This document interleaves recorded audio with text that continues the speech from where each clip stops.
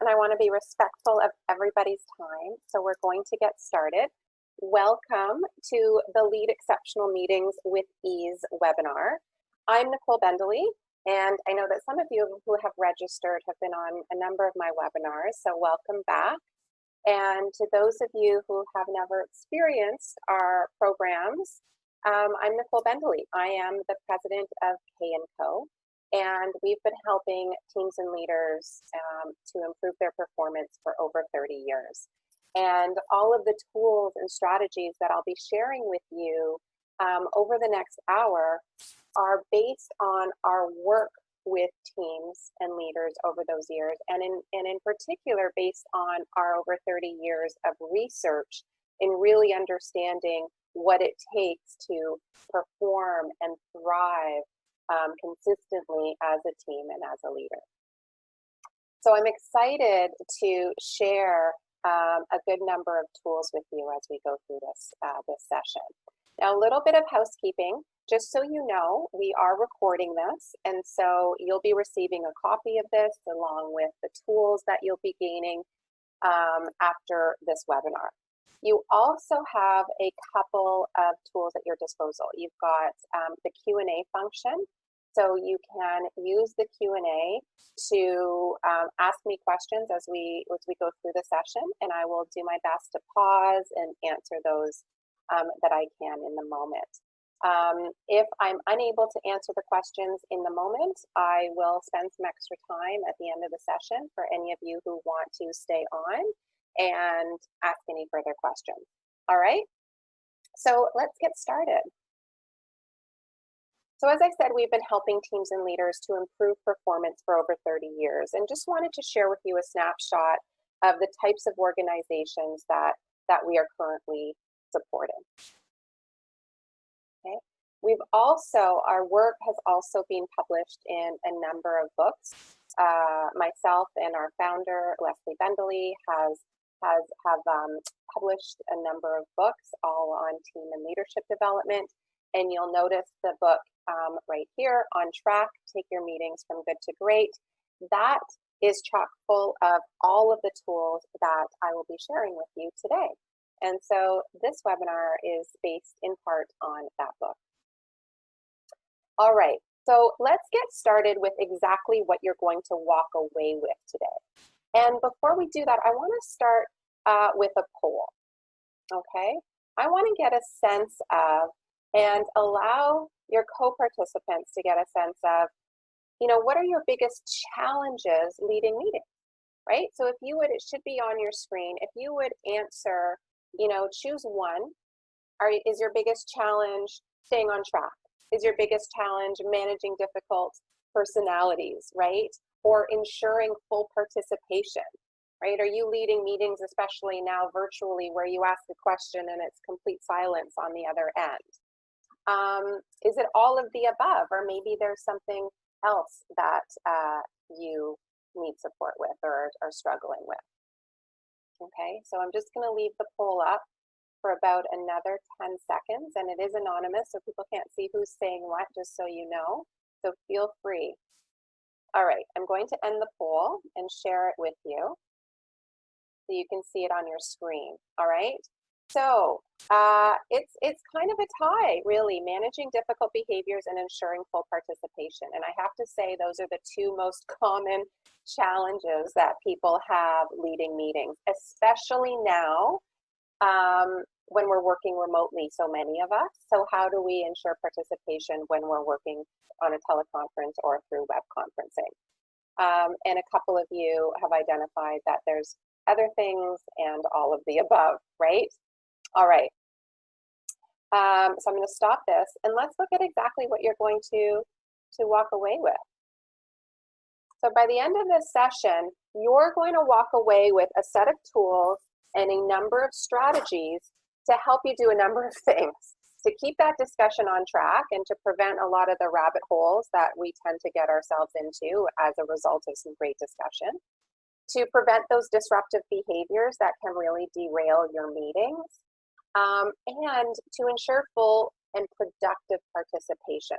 So we're also going to define what we mean by full participation and share some strategies and tools to enable that. What's also really important, especially now during this crisis that we're all experiencing, and especially now when so many teams are working remotely, our meetings are really an opportunity to create a sense of community and a sense of team that is so essential. And so you'll be gaining these strategies and tools help you to create that community with your team.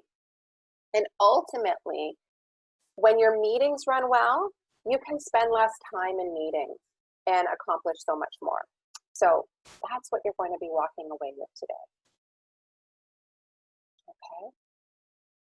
Now, I want to ask you one more question. And this is a question about how is the amount of time you're spending in your meetings affecting your ability to do your best work? Are you feeling overwhelmed with the amount of time you're spending in meetings and it's so preventing you or maybe hindering you from doing your best work? Or are you finding that actually the amount of time, it's a good balance and I'm able to do my best work as a result?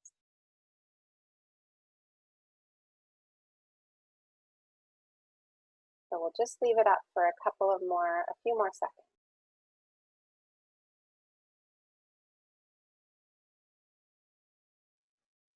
Okay. So helping me do my best work is the majority of your responses. That's amazing. All right, I'm really glad to hear it. I don't often see that. And in fact, the research shows that 67% of employees say that excessive meetings keep them from getting their best work done.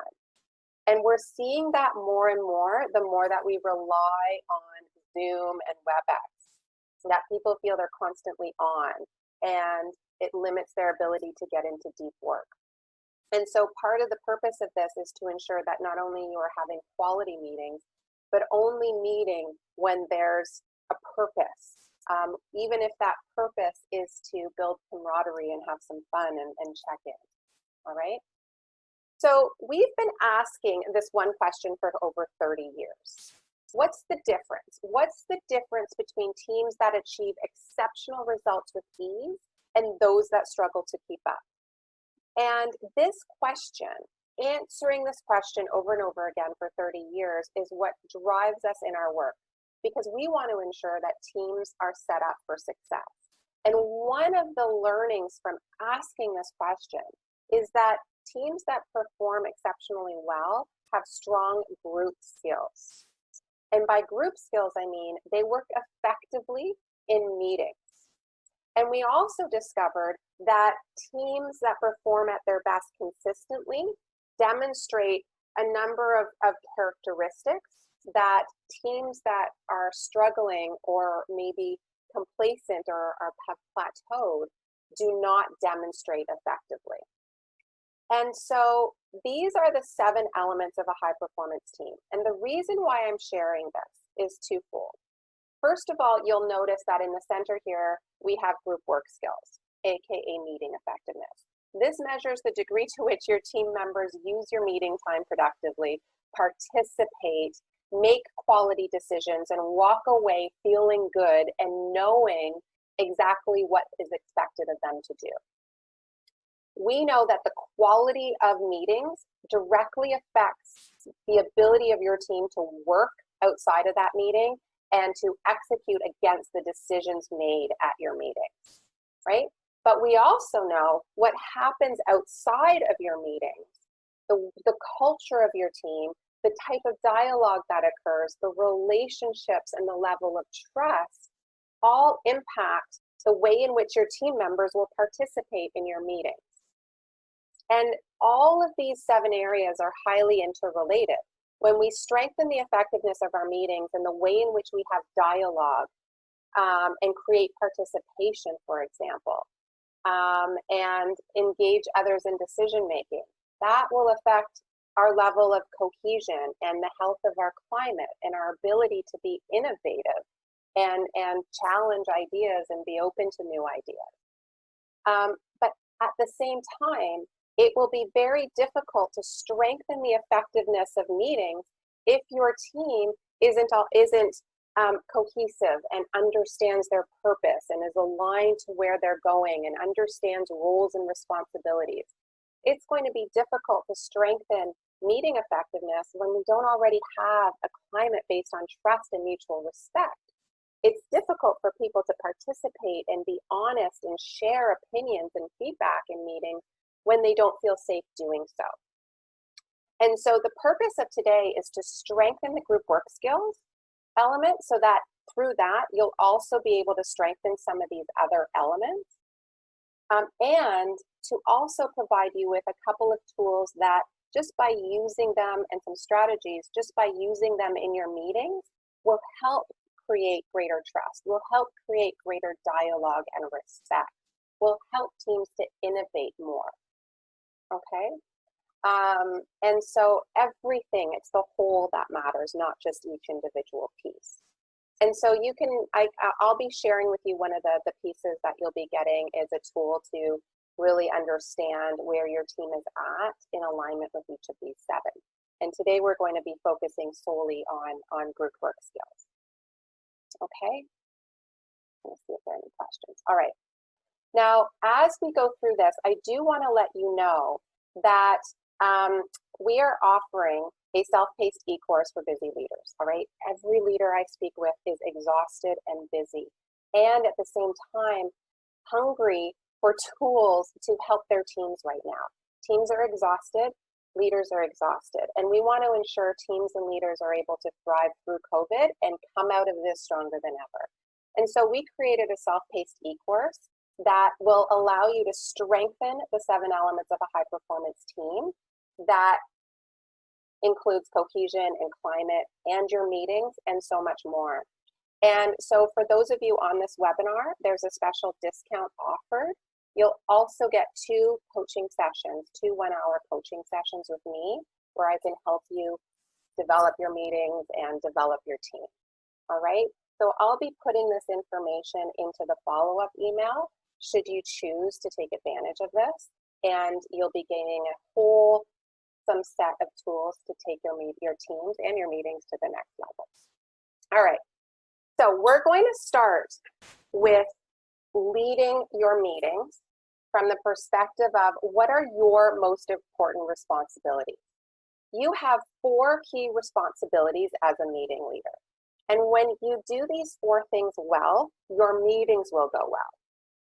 And when you do these things well, you will also influence the strength of your team's cohesion, of the health of your team's climate, of your team's ability to be innovative in their thinking and think critically about decisions and look for new and better ways of doing things. So these 4 responsibilities are at the core of your team's meeting effectiveness. So we're going to go through them together. The first responsibility that you have is create a strong foundation. So what do I mean by that? Creating a strong foundation means a number of things. First of all, with respect to the meeting, creating a strong foundation means be conscious of how you start your meeting. The way in which you start your meeting has a direct impact on the way in which your meeting will unfold, right? And, I don't know how many meetings I participate in, and, people run into the meeting, sit down, they're rushing from the last meeting, or they're rushing from one Zoom meeting to another Zoom meeting, and they immediately go to the first agenda item, right? Without any setting of the stage or foundation as to why we're gathering, what we want to achieve, and expectations for the meeting. And so the way in which you open your meeting is essential. Keep in mind the tone that you want to set, right? Is this a very serious meeting where difficult decisions have to be made? That level of seriousness needs to come through in your opening, right? Is this a brainstorming session, right? Where you want high energy and it's about identifying new and innovative solutions to move the business forward. That has a different tone. So be conscious of the tone that you want to set at the beginning, because that will influence the level of participation and the way in which your team members participate. The next piece that's really important to creating a strong foundation, and this is creating a strong foundation with your regular team meetings, your committee meetings, right? One-off meetings. Take time at the beginning to acknowledge, right? So if we use COVID-19 as an example, taking time every once in a while at the beginning of your team members to acknowledge the experience your team members are having through this crisis, to show appreciation and gratitude for the work that's being done and for the sacrifices that are being made, and for, you know, all the parents out there that are juggling homeschooling and work and caring for others at the same time, right? Find opportunities, especially at the beginning of your meeting, to acknowledge and appreciate the participants of your meeting, okay? And it doesn't have to be COVID related, but it's important to acknowledge. And not every meeting needs to start with an appreciation, but find opportunity to incorporate that. That grounds people and brings people's focus and shifts the mood and focuses on the positive to start. I also encourage you to include a mindfulness practice at the beginning of your meeting. For example, at the beginning of your team meeting. I'm seeing more and more teams who are so stressed and overwhelmed begin their meetings with a mindfulness practice. And I'm going to send you some examples of what that means and looks like, but it can be as simple as beginning, you know, after you've acknowledged and opened the meeting, to invite your team members to take some deep breaths together. It can be a simple, what we call a soft landing, where you invite your team members, and this is phenomenal for regular team meetings, to start by asking your team members just to share one word that reflects how they're feeling in that moment, right? And so, for example, one team member might say, I feel awesome, I'm ready for the day. Somebody else might say, I'm feeling really overwhelmed. Or somebody else might say, I'm exhausted, right? And the point of a mindfulness check-in isn't to do a deep dive into why everybody's feeling a certain way or to try and fix something for a team member. It is simply about creating space to honor wherever your team members are at and communicating the fact that it's important to be heard and to know where our coworkers are at in the moment, and to also allow space when we say things and acknowledge them, it also gives permission to let them go and to bring the attention back to the meeting. The way in which you start your meeting, you don't know what was happening in the background prior to people coming to your meeting. So starting right off the bat and jumping into the first item without setting the stage and creating the foundation for success, you will not have the focus and energy and attention that you need from your team members. And one of the most important pieces of creating a strong foundation is having clear objectives, okay? An objective is what we want to achieve by the end of this meeting. When we don't have a clear objective, it's easy for our meetings to get off track. When we don't have a clear objective, it is more challenging to gain participation. When we don't have a clear objective, we end up oftentimes overloading the agenda with too many items that are not relevant maybe to all the participants at the table, okay, or not the best use of our time. So this is one of the most important pieces of leading an effective meeting. Now, creating a strong foundation also entails creating a strong foundation outside of your team, right?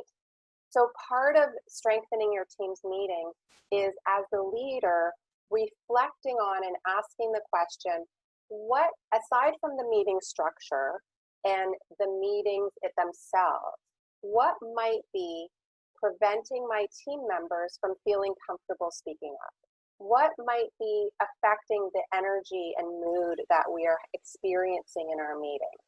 And so think about meeting effectiveness in a more holistic perspective, and think about how you interact with your team members outside of the meeting. Think about how your team members are building relationships outside of the meeting. Are they healthy? If they're not healthy and based on trust and respect, then chances are your meetings won't be based on trust and respect. So create a strong foundation within your team, period, right? And that e-course will help you do that, will help you create that strong foundation in and out of your meeting. All right. Your second responsibility is to stay on track, okay? And by on track, I mean on the right topic, right? And on time. And so there are two things that are going to help you to stay on track. And that's, first of all, your objective. When you have a clear objective, you can use that as a meeting management tool. So when discussion goes off track, and it will, and that's okay for discussion to get off track, because there might be an idea or an issue that arises that hadn't been thought of, and so takes the team in a different direction. What creates frustration, though, is when that pivot that's needed isn't acknowledged or addressed to be sure that this is the right time to pivot. So you can use your objective as a meeting management tool. So when discussion goes off track, you can pause that discussion and ask, is this discussion leading us to our objective of, ABC, right, of our meeting? If no, suggest that discussion be put on the parking lot. Have a parking lot where you can capture items that come up that don't need to be discussed at the meeting but can go on the next agenda. Or decide if that discussion is really important to be had right now, acknowledge that, and make adjustments to the agenda and focus on that new topic at hand. Okay? But when it's not, when you can tell, you know what, we're going down some rabbit holes here. Will these discussions help us get to this objective? No, it won't. Okay, let's come back to what we were talking about a minute ago. It's your job to keep this discussion going in the right way. Another way to stay on track, and this is one of the most powerful tools that you will have in your arsenal, is the right type of agenda template to use. And I'm going to be sharing this agenda template with you now. And this agenda template will help you improve participation, will help you stay on track, and will help you make sure that the items you're bringing to the table are the most important items right now to be focused on, that your team members' use of time will be well spent, right? Or your meeting participants' use of time will be well spent. So I want to walk you through the Vital Agenda, and don't worry, you're going to be receiving a copy of this, okay? So most agendas I've seen will have on the top, right, maybe an objective, hopefully, right? That's important. The list of participants, the date, and then a whole bunch of items, bullets. So this is a little bit different, and it will take time to create, but rest assured, it will have huge impact and save you time in your meeting and lead to better participation and decision making. So you've got your items on the left. Then this is the owner, right? Who's leading that discussion? Who is bringing this item to the table? Then you'll see, is this item being brought to the meeting for input, meaning you need the participants' active input into the discussion, right? Is this item being brought to the table for decision, meaning a decision will be made by the end of this meeting, right? That's the purpose. Or is this item being brought forward simply as an FYI? It's an update, right? It's some news, right? That's FYI. So this column is really important for a number of reasons. First, from your perspective, from the meeting leader's perspective, it helps you to get clear on why am I bringing this item to the table? And then what is the objective of this item, right? Do I need input, or do I really need to make a decision? If I'm making a decision, who do I need at the table? Do I have the right people at the table to make the decision? If it's for input, do I have the right people at the table? Are all the stakeholders that I need present to provide input present? Or from an information perspective, if you have a whole agenda that is solely for information, et cetera, all for FYI, then that's not an effective use of your team members' time, right?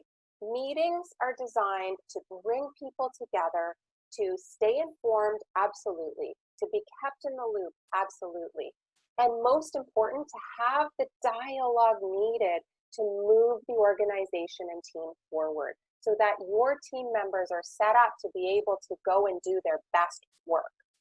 And that requires time for discussion, decision-making, idea generating through the input piece, right? And so this helps you ensure that you're not overloading your meeting with just FYIs. If you have a lot of information sharing, think about or even ask your team, what might be better ways to share this information so we can free up our time in our meeting. Then you'll notice, oops, I'm gonna go back up. You have a column for the objective. So it's recommended that each of your items have an objective.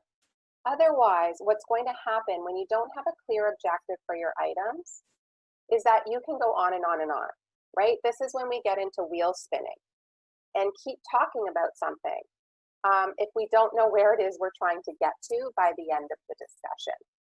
And so having a clear objective for you helps to manage the meeting. And for your team members, they know, oh, that's why we're bringing this. This is what we want to achieve, right? Also, from your meeting members' perspective, the column of for input, decision, or information, it creates the sense of, oh, I need to be at that meeting. I really want to provide my perspective on that. Oh, the decision is happening at this meeting. I can't miss that. I need to be there, right? And so if you're struggling with people showing up to meetings, in our experience, it's because people don't feel their time is valued at that meeting, or they don't understand the reason why, they don't have a sense of urgency around it, or they don't understand their role, right? If they're consistently not showing up. And then this next column, come prepared to. This is where you share, here, I'm gonna go to the next slide. So here, come prepared to share 2 quality improvement ideas. So when we think about participation, right, as you know, people have different styles, different comfort levels with participation. And just because somebody's not participating vocally doesn't mean they're not engaged, right? Sometimes people need more time to think and digest the information that's being shared before they jump in and participate and share their opinions or ask questions. They want time to digest, right? And so by saying up front, this is what I need you to do, please come prepared to share 2 ideas, that gives those individuals time to think and productively participate in a way that they're comfortable doing, right?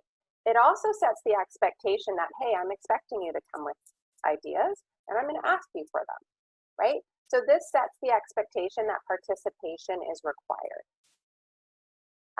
And then allotted time, that's the amount of time that you have allotted for each item. Okay? And then your commitments to action, this is actually filled out in the meeting. So this is the who's going to do what when and what we decided piece of the meeting. So this is where you track the outcomes that you can, you know, keep here or then move into your minutes to show what was decided and what the commitments to action are. All right. So I want to pause. If you have any questions, please feel free to use the Q&A, okay, or follow up with me in an email and I'd be happy to answer them. Will I be sending this completed? Yes, I'll be sending both. So you'll see, thanks for the question, you'll see this completed Vital Agenda as a sample, and you'll also have the template to fill in and use yourself. All right, and you'll also get these slides. Okay, just going to check in on questions. You're welcome. All right, so we've just reviewed two of your responsibilities, right? Setting the foundation, setting a strong foundation, keeping on track. And then the third is ensuring full participation. And I want to pause for a second and define what full participation means from my perspective, from our perspective. We don't mean full participation as everybody gets equal airtime and every single person is going to participate every single time, right? Every team member is going to participate at every team meeting. We don't define it that way. We define full participation as nobody leaving your meeting with an idea that they have, a question they want to ask, or an opinion that they want to share without having the opportunity to share it, without sharing it, right? We don't want people walking out of your meeting with ideas and questions and opinions and concerns and talking about them after around the water cooler or on a separate Zoom call. We want those in your meeting, right? Sure, people come up with thoughts and ideas after because some people need more time to digest, and that's understandable. But if they have them in the moment, we want to hear them. So how do you go about doing that? Well, first of all, your vital agenda helps, okay? Second of all, set the expectation for participation early on. Set it early on in the meeting, at the beginning, and communicate why it's important, right? And encourage it. In order to ensure full participation, it's important that we have the right tone, that we're genuine in our desire to have people participate and share feedback. People will participate when they see that their participation is valued, right? People will participate when they see that their participation, that their ideas or their questions are actually heard and considered, right? And not just brushed aside and moved on to the next topic, or, you know, where they feel respected and valued. So the way in which you respond and engage others in participation, and the way in which your team members also respond to one another, will have a direct impact on people's level of participation. So I'm going to share a tool with you in a minute on how to address those sort of challenging behaviors and create an environment where it's expected that people participate and people receive what they need from their coworkers in order to participate productively. So setting the expectation is essential and creating the environment to do so. Also, inviting the right people to your meeting, right? Having the wrong people at your meeting, and wrong people, I mean, well, it could be for any reason. They don't need to be there, right? They don't provide any impact to the discussion items, or don't need to hear the information, or don't have a set of expertise or skills, or aren't a stakeholder essential to that meeting. Don't invite them. People will demonstrate disruptive behaviors or disengage and start getting on their phone or looking at, you know, email when they feel like they don't need to be there, right? And that disrupts the meeting and prevents participation, okay? So make sure you're inviting the right people. Frustration and a lack of participation also occurs when we don't have the right skills and experiences at the table to generate the discussion needed for a particular topic. So taking time to get clear on that ahead of time is essential. Now, getting back to the environment needed for participation. In this world of remote teams, and teams have been working remotely for many, many years, it's not a new concept, but it's a new experience for many people. And so, like, luckily, there's already a lot of tools out there that you can leverage to gain participation in your meeting, right? So you can use the chat feature in Zoom. You can use polls. So for example, you saw me use polls, right? There are a number of, and that's a feature built into Zoom. I know it's also built into other web technology, web conferencing technology. If people don't feel comfortable speaking up, or because there's a lot of people on the Zoom meeting, you can encourage them to use chat, right?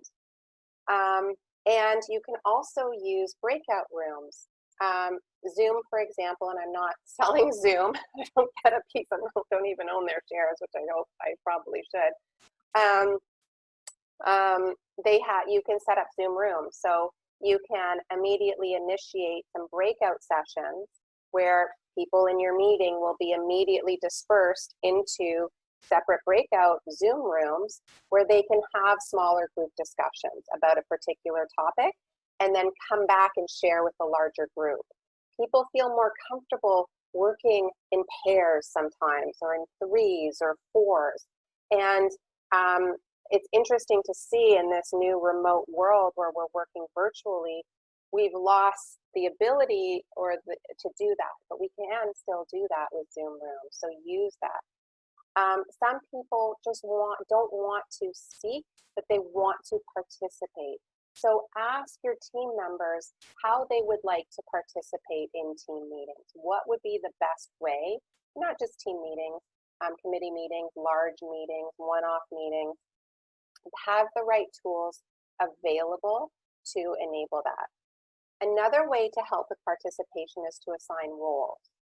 Okay, so one of the tools that we include, and I'll just speak to it now in the e-course, is around assigning the right roles and what are some of those roles.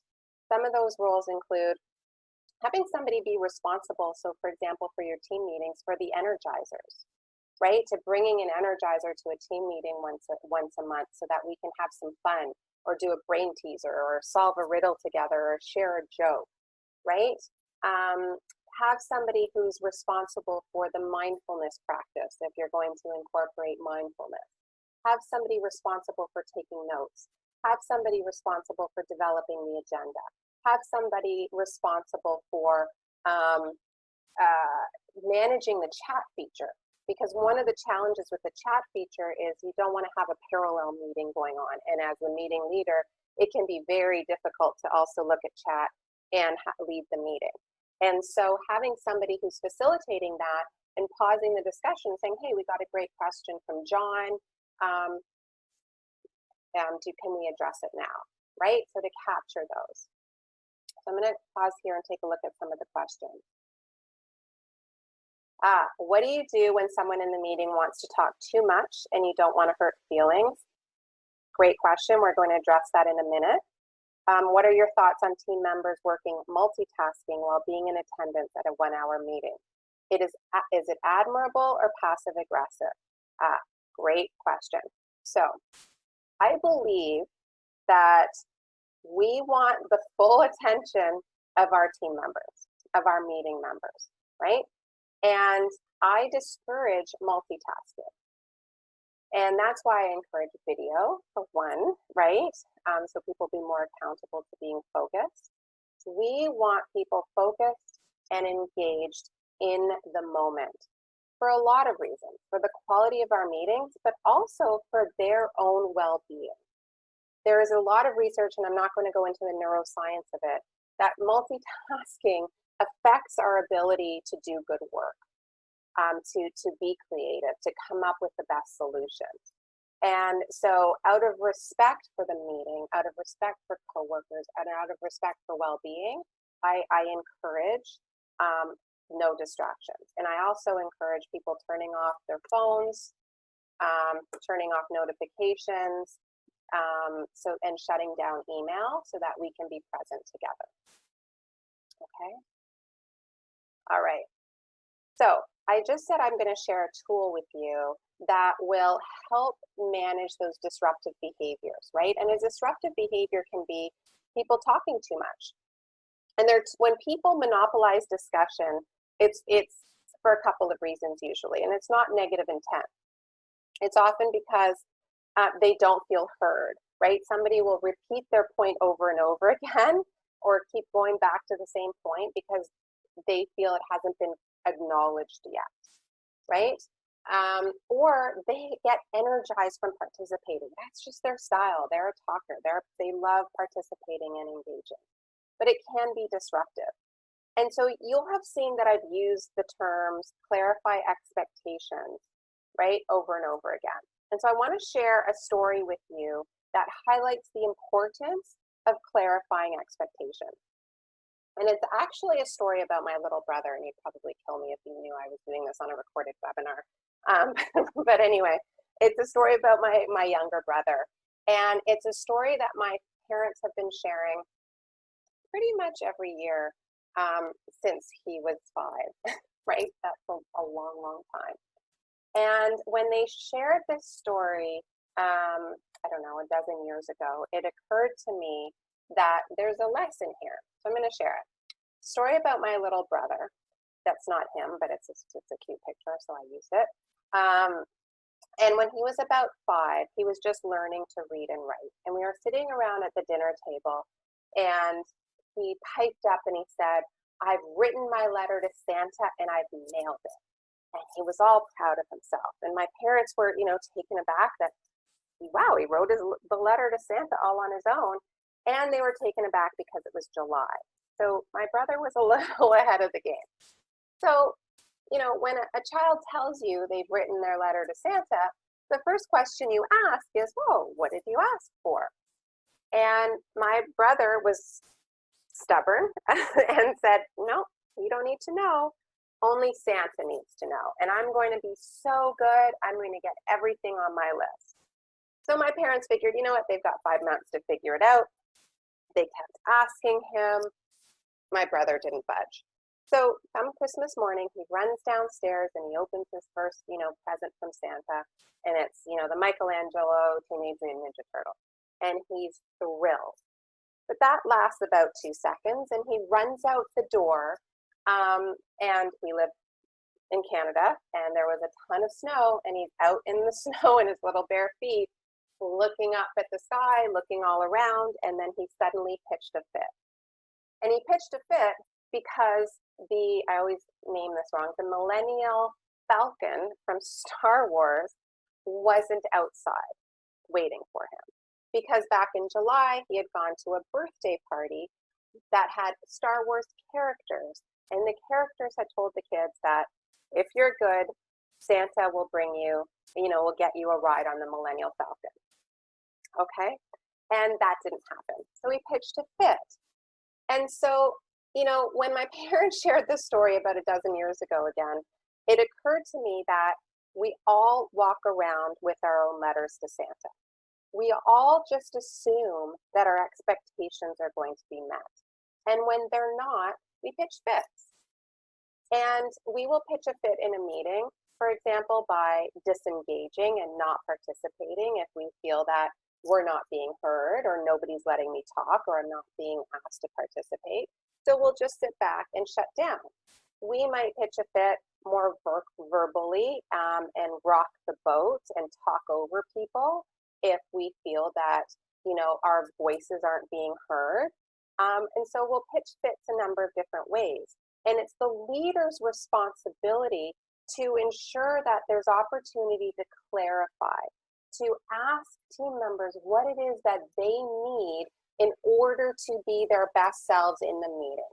What are those behaviors and practices that need to show up in order for us to have the best experience possible and ensure that our time is well spent? And in order to do that, we need to clarify expectations because sometimes people's expectations are not realistic. And when we assume they are, and they're not met, that's when we start to get frustrated and demonstrate disruptive behavior. And so one of the ways to clarify expectations, and this is another one of those power tools that you have at your disposal, is to develop a set of meeting agreements with your team.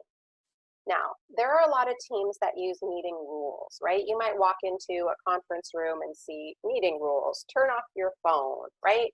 Arrive prepared, be courteous. Meeting agreements are different, okay? I'm not a huge fan of meeting rules. I am a huge fan of meeting agreements, and we've been using them for over 30 years and know that they work. And so meeting agreements are actually developed by you and your team. and they define the behaviors and practices that are essential for your team to thrive and to have productive meetings, right? And they define the behaviors and practices that aren't showing up consistently right now. So they don't define if your meeting members already participate actively and well, you wouldn't have an agreement to address participation because that behavior is already showing up. So you want to address things that need to start happening more regularly through meeting agreements. So I want to give you an example of a set that was developed by a team that I work with. And the way in which you develop agreements, and there's an entire process and facilitator guide in your e-course to do this, is to you invite your team to complete the sentence, right? You set the stage and share why you're asking the team to develop these. This isn't a punitive piece. This is so that we can get clear on what it is we all need to make our meetings even better. So you pose the question, to strengthen the effectiveness of our meetings, we need to do what? Then you capture ideas and bring the group to consensus on a set of behaviors and practices that they agree to live up to, right? And so this was developed by a team that started working remotely, okay? And so they identified the need to, you know what, we need to ask questions and share concerns and ideas in the meeting. We're not doing that enough. We end up wasting time in having meetings after the meeting. And we need to ask questions and participate, even if it stretches outside of our comfort zone. So I didn't include the last piece in that bullet, but on their meeting agreements, it says even if we stretch outside of our comfort zone, okay? To the question before around multitasking, this team recognized that they were multitasking in their team meeting. And if they were all multitasking, let's not meet, right? Do we value the time together? Is our time and the topics important? If so, then we're not going to multitask, right? We agree that we're going to meet because we have to move business forward. And as a result, we're going to be present in that meeting. They also identified the need to, so this was actually more of a cross-functional team. And when you bring cross-functions, right, multi-functions together to manage a project, for example, people can easily fall into their own silos of what's best for my department versus what's best for the organization or the purpose of this committee. And that's what was happening with this team. They identified the fact that, you know what, we tend to be reverting back to what's best for individual departments versus what's best for the organization. And so they developed an agreement that says, we agree to wear our team hat, which means we need to stay focused on the overall purpose and best interest of the goal and not the best interest of our individual perspectives and departments. They identified that if we want to have more questions and participation in our meetings, that we also need to stop talking over people and stop brushing things aside. And so they developed an agreement that says demonstrate respect for differing opinions by listening to each other and exploring ideas. And they kept getting off track. And so they identified the need to keep the discussion aligned to the meeting objective. Now, the meeting agreements for your team are going to look different because you've got a unique group of people that come together with different expectations, different needs, different personalities. Your team members may already be present and are not multitasking. Then that second bullet there wouldn't be of use to your team. These agreements are designed to change behavior for the better. They will only do that if, first of all, they're developed by the team. This isn't a set of agreements that you develop off the side of your desk and come and tell your team members how they need to behave. This is developed by the team.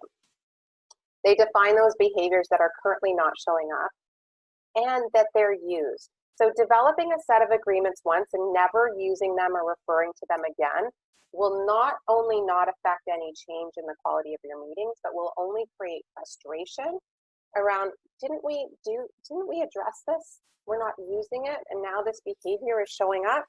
So if you're going to develop them, be sure you have a process to use them. And we share a process with you in the e-course. But ultimately what that looks like is that you can use them, have them on the bottom of your agenda, for example. Keep them visible. Check in on the agreements once a week or once every couple of weeks and say, hey, how are we doing here? How are we doing participating and asking questions? Ask your team what they think. How are we being present? Is that working? Are we noticing that we're not multitasking? You can also use them during your meeting. If you notice some of these disruptive behaviors, so for example, if you notice radio silence, right, for a couple of meetings in a row, nobody's participated, you can refer back to the agreements and say, hey, remember we agreed we would share concerns and ask questions in the meeting, and I've noticed a lack of participation over the past couple of weeks. What's going on? Right? Is there anything happening that's preventing the participation? Or I'm noticing we're multitasking right now. Can we remember our agreement and put our phones away? Right? So use them as a meeting management tool. Your meeting agreements, when developed by your team, also communicate the fact that the success of your meeting is a shared responsibility. It is not your responsibility solely. It is everybody's responsibility to own the success of the meeting and own how they're showing up and contributing to the meeting. And developing meeting agreements and using them communicates that. And they work when they're updated, right? So maybe it's a couple of months in and people are being very present. And you decide, you know what? Should we take this off? Ask your team, should we remove this agreement since we've clearly changed that and we're doing so much better?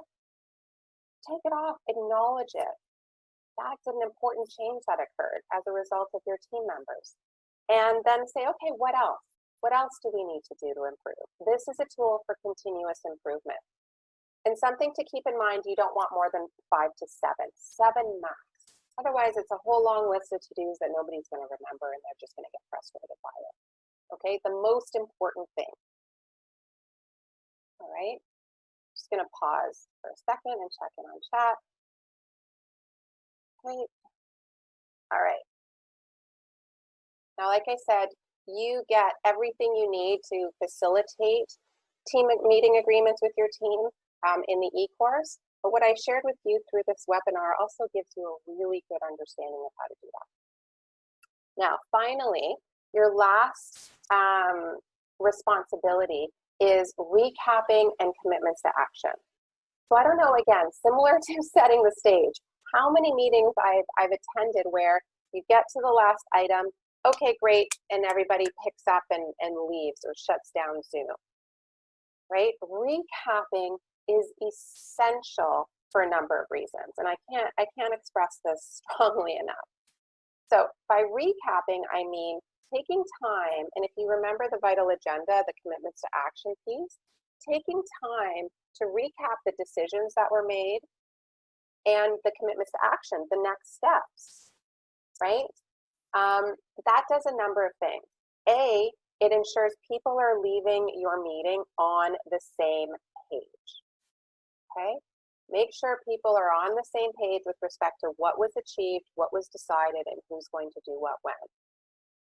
It also communicates that, hey, your time was well spent in my meeting, right? You've just recapped everything that was achieved. And by recap, I also mean recap any outstanding questions. That's part of next steps. If there were questions raised that you weren't able to get to or didn't answer because there wasn't the information at the time, include that in the recap and say, hey, these are the 4 questions that you asked that I'll follow up with in an email or give you a call or update you on the next meeting, right?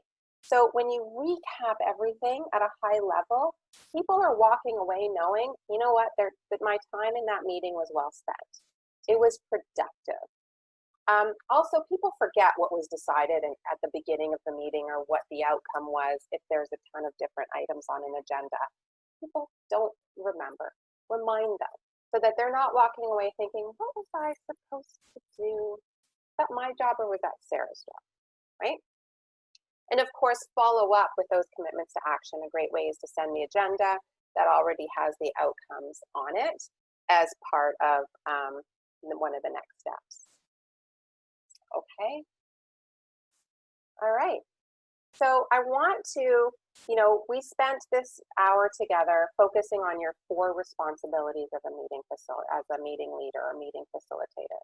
When you do those 4 things, not only will your meetings go well, but your team will be better equipped to perform well outside of your meeting. You will begin to develop greater trust, greater respect, greater dialogue when your meetings run well, especially when you're taking the time to develop meeting agreements. And I had the opportunity to, this quote comes from Marcus Buckingham's most recent employee engagement study. It was a global study done last summer. And I had the opportunity to interview him for a Forbes article. By the way, if you want some more tips and tools and a ton of strategies around leading teams, you can go to Forbes and search my name, and there'll be a lot of articles for you to gain some additional tools. But his research showed that we will only move the needle on engagement when organizations begin to make great teams their primary focus. And his research showed that engagement in the US and Canada, for example, the needle isn't moving. In the US, it's gone back 2% over the past 5 years, and in Canada, it's only moved forward 2%. And his study has shown that there are really only 2 things that will move the needle on engagement. That's being a part of a highly effective team and trust in leaders. In fact, when we trust our leaders, we're 12 times more likely to be highly engaged, according to this study.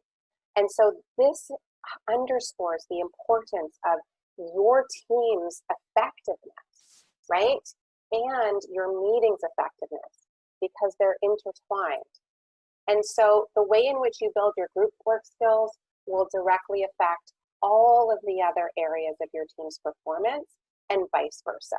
So I really encourage you to take a very holistic approach to how you're strengthening your meeting effectiveness skills.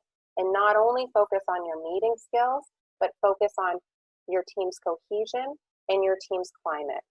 Those 2 are the most important pieces in influencing your team's ability to be innovative, to manage change, to share leadership and decision-making, and to be engaged, which is team members' contribution. Okay? And just as a reminder, just for you participating in this webinar, you will get 40% off of this e-course. It is chock full of me leading you through all of these modules, sharing the tools and strategies that have made the biggest difference to teams over the past 30 years. And you'll gain 2 coaching sessions with me. So you're paying less for this course than you would for coaching sessions. Plus you get all of this other content. So this offer is going to be available just until the end of Friday. You can go to this site, which I'm going to pop it into chat, and you click on Get Instant Access and put in your meeting code. Oh, it's not letting me. And you will, I don't have a chat feature. I'll email it to you, and you will get the instant discount. So this will be available if you're interested until Friday. All right?